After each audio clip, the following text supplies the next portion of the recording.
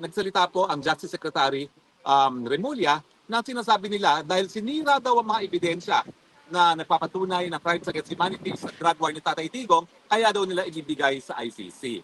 Nyek, anong ibig sabihin yun? Kung sira ng ebidensya, ibig sabihin, nandito si Tatay Digong sa dahig para litisin sa drug war, pero wala na palang ebidensya. Kung ang Pilipinas mismo, di ba po, no, na siyang lugar ng pinangyarihan ng di umano mga krimen, ay wala ng ebidensya, paano naman makakarating dito sa dahig ang ebidensya? Lalong walang ebidensya, no? Kaya nga sinasabi namin, bakit yung pa pinadala sa dahig? Hindi niyo po pwedeng sabihin na dahil wala ng ebidensya kaya namin pinadala sa dahig at bahala ang mga tagahig. Pero sino ba magbibigay ng mga testigo? Di umano, apat ang testigo na gagastusan ng Pilipino para padala rito. Akala ko ba paulit-ulit na sinasabi ni Bangag Jr. na hindi siya makikipagtulungan sa ICC dahil ito'y labag sa ating soberenya. Ngayon, pera pa natin ang gagamitin para dalhin dito ang at least apat na testigo, di ba ho, no? Na mali. Na pag-usapan natin yung legal na aspetong ito. Ang Pilipinas ay sumapi sa ICC dahil sabi nga niya, pag wala ng gobyernong gumagana o kapag ang mga hukuman ay sarado, kinakailangan may mapupuntahan pa rin mga biktima ng pinakakaruma-duma na krimen sa buong daigdig. Kasama na dyan yung war crimes at saka crimes against humanity. War crimes po, ito yung hindi paglabag sa batas na umiira pag merong labanan, yung huwag tatargetin ng mga civilian. At ang crimes against humanity, yung malawakan o systematic na pag-atake sa civilian na alam nila na ang inaatake ay mga civilian. Pero hindi natin sinabi na ang pagiging kasapi natin ng ICC ay hinahayaan na natin ng ICC maglitis sa mga kaso. Dapat lokal na hukuman habang ito ay bukas. Pero ang sabi ni Secretary Remulla, wala na raw ebidensya, nasira ang ebidensya. So ibig sabihin, kung wala ng ebidensya, ang lokal na pamahalaan hindi makakalitis, hindi makakapagparusa dahil walang ebidensya. Kung sira ng ebidensya, paano ngayon itong ICC makakalitis at magpaparusa? Meanwhile, nakakulong si Tatay Digong. Wala pang napapatunayan, sinabi ng Justice Secretary, sira ng ebidensya, habang nakakulong dito po sa kabila ng mga bakod na yan, ang Tatay Digong. Katarungan ba yon? Nakakulong po ang aming Tatay Digong na wala na palang ebidensya. Yan ang inamin ng Justice Secretary mismo. Tama pa ba yun na pagpatuloy nilang ikulong si Tatay Digong gayong wala naman silang ebidensya? Ang sabi nila, sinira. Pero nasaan ba yung 30,000 na biktimang sinasabi nila? Pati nga pagsampa dito sa ICC, hindi ko malaman kung ilan yung sinasabi nila, pero parang 43 o 44 cases lang ang pwede nilang litisin. Kayang-kaya litisin niya ng mga hukuman. Linawin ko po hindi ko sinasabi na walang krimen nangyari. Pero dahil ang mga krimen nito ay nangyari sa Pilipinas at bukas ang hukuman ng Pilipinas, dapat sa Pilipinas linilitis itong mga kasong ito. Hindi dito dahil kung hindi makuha ng ebidensya sa pulis, para litisin sa Pilipinas yung mga ebidensya na yan, lalo na itong mga dayuhan na ito. Hindi nga nila alam kung sino mga nambobola. Yung matubato na yan. Ang tagal-tagal na nagdadakdak sa Pilipinas. Meron bang naniniwala sa kanya? Wala. Kasi nung minsan ang napatunayan na nagsinungaling yan sa Senado, di ba? O bakit mong papapaniwalaan? Siyempre kapag puti, wow, bilib sila. Hindi naman nila alam yung pagkatao ni Matubato.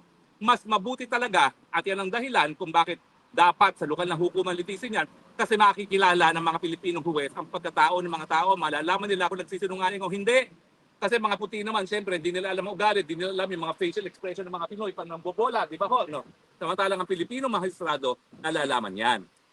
Sa pag-amin ni Justice Secretary na sinira di umanong ebidensya, dapat talaga itigil na ang paglilitis kay Tatay Digong sa ICC dahil wala talagang ebidensya. Ang issue na lang, sinira ba o wala talagang ebidensya sa mulat-mula. Ano ang prueba na nanira? Sinong nanira? Di ba? Ang linilitis naman ay mga panahon na city mayor pa si Tatay Digong. Bakit? Nandiyan naman si Leila de Lima ng mga panahon na yon.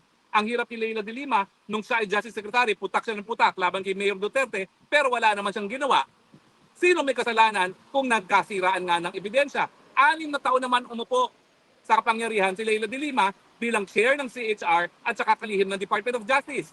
Hindi ba 4 na taon ay sapat na panahon na para mangalap ng ebidensya? Tapos ngayon sasabihin nila, sinira ang ebidensya. Now, sinasabi nila noong 6 na taon ni Tatay Digong, doon daw sinira ang ebidensya. In the first place, pinansin ba kayo ni Tatay Digong? Kaya nga naroon si Tatay Digong, palagi ko siyang hinahabol tungkol dito sa ICC na kinakailangan paghandaan. Ang sinasabi niya, ay naku, wag kang mag-abala dyan sa ICC na yan. Malinaw na malinaw sa isipan ko na bilang isang abogado na walang jurisdiction ng hukuman na yan. Yeah. Hindi ka kayo pinansin ni Tatay Digong, bakit siya maninira ng ebidensya? Hello? Kumbaga, wala kayong importansya sa kanya, bakit niya sisirain ang ebidensya na wala naman? Alam niyo po, kahit sinong bansa, ang prinsipyo na sinusunod, ang akusado, presumed innocent until proven otherwise. Sinong dapat magpruweba ng pagkakasala ng akusado? Yung nag-aakusa, yung prosecutor ng ICC, ang gobyerno ni Marcos Jr. Nasa ng ebidensya, sinira na raw. Kung totoong sinira na yan, matapos ang 6 na taon ng Aquino administration, sinong may sala? Leila de Lima, as chairman of CHR and as Secretary of Justice.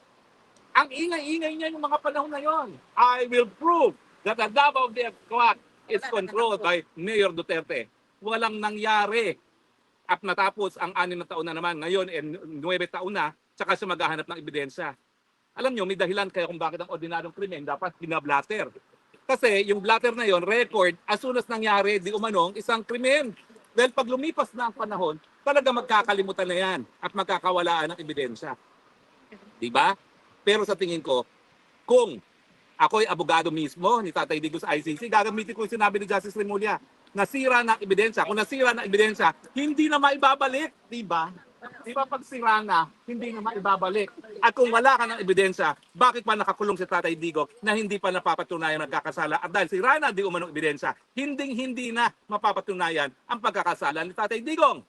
Kaya ang sigaw ng taong bayan, anong dapat gawin kay Tatay Digong? Bring him home! Bring him home! Bring him home! Yan po ang panawagan ng sambayan ng Pilipino. Ako naman po, kung talagang wala ng ebidensya, let's be fair. Bring him home. 80 anyos na siya, dapat naman po, hayaan na natin siyang mamahinga sa nalalabi ng panahon sa mundong ito. Agree ba kayo? Disagree? Well, maraming salamat po sa inyong patuloy na pagtangkilik, ha? Hanggang sa susunod po, etong inyong Spokesang Bayan nagsasabi, I love you, Philippines. You're the only country that we have. You're the only country that we love. And sino